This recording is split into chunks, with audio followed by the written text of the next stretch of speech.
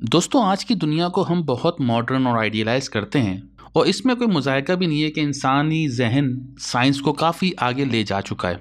لیکن اگر آپ تھوڑا سا غور کریں تو دنیا کی آبادی کا بیشتر حصہ وہ ہے یا وہ ملک ہیں جن کا انسانوں کی اس ترقی میں کوئی کام نہیں، کوئی حصہ نہیں۔ زیادہ تر ملک یعنی کہ جو غریب ملک ہیں، انہوں نے کائنات کے حسن میں اور سائنس کی ترقی میں کوئی خاص اضافہ نہیں کیا۔ یعنی کہ اس ترقی اور ماڈرنائزیشن میں، سائنس کی اس ترقی میں صرف چند ملک یعنی کہ جاپان، یورپ، امریکہ وغیرہ جیسے ملک ہی ہیں جنہوں نے اپنا ہاتھ ڈالا ہے۔ لیکن اگر آپ غور کریں تو ان ملکوں میں بھی سارے کے سارے لوگوں نے تو اس کارگہ خیر میں اپنا ہاتھ نہیں ڈالا۔ تو نظر یہ آیا کہ بہت ہی چند لوگ تھے اور ہیں جو کائنات کے حسن میں اضافہ کر رہے ہیں، لوگوں کی الجھنوں کو، لوگوں کی مشکلاتوں کو حل کر رہے ہیں، بیماریوں کے علاج ڈھونڈ رہے ہیں۔ اگر آپ تھوڑا سا پیچھے دیکھیں تو یہ ترقی اور سائنس کا سفر ہزاروں سال سے نہیں چل رہا، یا اگر چل رہا تھا تو نہ ہونے کی برابر کی رفتار سے ہی چل رہا تھا۔ ایسا کیوں ہے کہ انسان کی ترقی کا سفر پچھلی صرف 2 صدیوں سے ہی صحیح معنوں میں شروع ہوا ہے؟ دنیا عالم کے بڑے بڑے مفکر جنہوں نے آنے والی نسلوں کو نئی راہیں دکھائیں، وہ سب پچھلی 2-3 صدی میں ہی پیدا ہوئے۔ انسان کا وجود تو ہزاروں لاکھوں سال سے ہے، لیکن ترقی صرف 2-3 صدیوں سے کیوں شروع ہوئی؟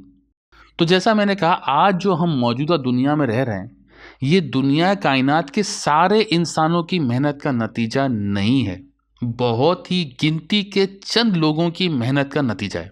اس مسئلے کی جو بنیادی وجہ ہے وہ یہ کہ جہاں ترقی ہوئی ہے، جن ملکوں نے ترقی دی ہے، انہوں نے اس مقدس خون کے عقیدے کو کھینچ پھینکا جس عقیدے نے اس ملک کے لوگوں کو غلام بنا کے رکھا اور ایک خاص خاندان کو، ایک خاص خون کو حکمران بنا کے رکھا۔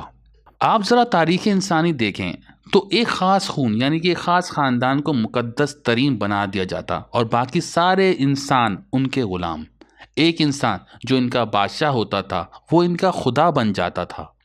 خدا سے مراد ہوتی ہے وہ ہستی جس کی اطاعت کی جائے، وہ ہستی جس کو معبود بنایا جائے، جس کا ہر حکم مانا جائے۔ اس زمین پر آج بھی غریب ملکوں میں رعایا کو غلام بنایا ہوا ہے اور حکمرانوں اور سیاسی رہنماؤں کو خدا بنا کے رکھا ہوا ہے۔ کوئی انسان اس خدا کے کسی حکم سے انکار نہیں کر سکتا۔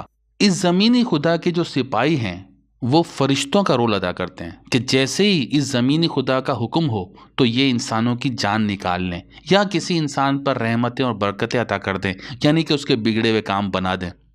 آپ قرآن میں فرعون کا قصہ دیکھیں، آپ کو ایسا لگے گا کہ آج کے حکمرانوں کی بات ہو رہی ہے۔ فرعون کے واقعے میں ایک بہت اہم کیریکٹر ہے اور وہ کیریکٹر ہے حامان کا، جو کہ اس وقت کا مذہبی پیشوا تھا۔ وقت کے فرعون لوگوں کے جسموں کو قید کرتے ہیں اور مذہبی پیشوا لوگوں کی روحوں کو۔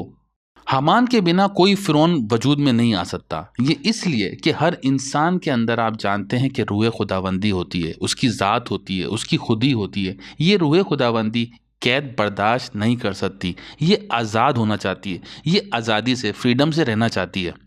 لیکن وقت کے حامان مذہبی پیشوا ان انسانوں کو آزادی کے بجائے نجات کا تصور دیتے ہیں۔ قرآن آزادی کے لیے کھڑا ہونا سکھاتا ہے۔ قرآن کہتا ہے کہ کسی کے حکم کی بجاوری مت کرو، صرف اس خدا کے احکامات کی اطاعت کرو جو کہ اس کائنات کا خالق ہے۔ مگر مذاہب عالم میں دنیاوی آزادی کی جو تبلیغ قرآن کرتا ہے وہی کرتی ہے، اس تبلیغ کو بدل کر نجات کا مقصود ٹھہرا دیا گیا۔ ہندوؤں کا عقیدہ ہے کہ آتما پرماتما سے بچھڑ گئی، اب ان 7 چکروں میں واپس جو بھی کتا بلی بھیڑے بنیں گے اور پھر چکر لگاتے لگاتے واپس یہ نجات مل جائے گی اور واپس یہ پرماتما سے مل جائے گی۔ اہل کتاب والوں کے ہاں بھی یہی نظریہ ہے کہ آدم جنت میں رہتا تھا، سزا کے طور پہ زمین پر آ گیا، اب اس کو سزا کاٹنی ہے اور سزا کاٹ کے واپس جنت میں چلا جائے گا۔ یہ ہے زندگی کا مقصد جو وقت کے حامان مذہبی پیشواؤں نے ہمیں دیا۔ مذہبی پیشواؤں کے نجات کے وضع کردہ نظریے نے لوگوں کو بادشاہت کی غلامی سہنا سکھا دی، یہاں تک کہ انسانوں کی یہ سوچ ہی ختم کر دی کہ وہ غلام ہیں۔ نہ صرف یہ بلکہ ان کے ہاتھوں کو کفر کی بیڑیاں پہنا دی اور پاؤں کو شرک کی بیڑیاں پہنا دی۔ لیکن جو بھی انسان اس قید غلامی کو قبول کر کے بیٹھا ہے، قرآن کے حساب سے اس کا آخرت میں بھی انجام قید غلامی ہے۔ جس کو اللہ کہتا ہے کہ وہ نہ زندگی میں ہوں گے نہ موت میں، وہ یہاں بھی اندھے ہیں، وہ وہاں بھی اندھے ہوں گے۔ وہ اس لیے اندھے رہے کیونکہ انہوں نے عقل و فکر سے کام نہیں لیا۔ اب بات وہیں لے کے جاتے ہیں جہاں سے سٹارٹ کی تھی۔ ذرا سوچئے کہ دنیا میں جو ڈسکوری، سائنس نے جو ترقی کی ہے، صرف چند انسانوں نے اس ترقی میں کنٹریبیوٹ کیا ہے۔ سوچئے اگر ہر انسان آزاد ہوتا، ہر انسان اس ترقی کے سفر میں اپنا حصہ ڈالتا، تو آپ سوچ سکتے ہیں کہ آج دنیا کہیں سے کہیں ہوتی۔ لیکن انسانیت اپنے صحیح پوٹینشل پر، اپنی ترقی کے صحیح اور تیز ترین سفر پر تبھی گامزن ہو سکتی ہے جب خلیفۃ الارض کے اندر صفات خداوندی کی نمود ہو۔ اس وقت آپ دیکھیں گے کہ اس ریاست کا ہر انسان دنیا کی ترقی کے سفر میں اپنا کردار ادا کر رہا ہوگا، اور وہ ریاست تھوڑے سے ٹائم میں ہی دنیا کی سپر پاور بن جائے گی۔ تو دوستوں، یہ تھا آج کا ویلاگ۔ اگر پسند آیا ہے تو اس کو لائک کریں، شیئر کریں، کوئی سوال ہے تو سوال کیجیے، اور ایفرٹ کو پسند کرتے ہیں تو چینل کو سبسکرائب کریں۔ شکریہ۔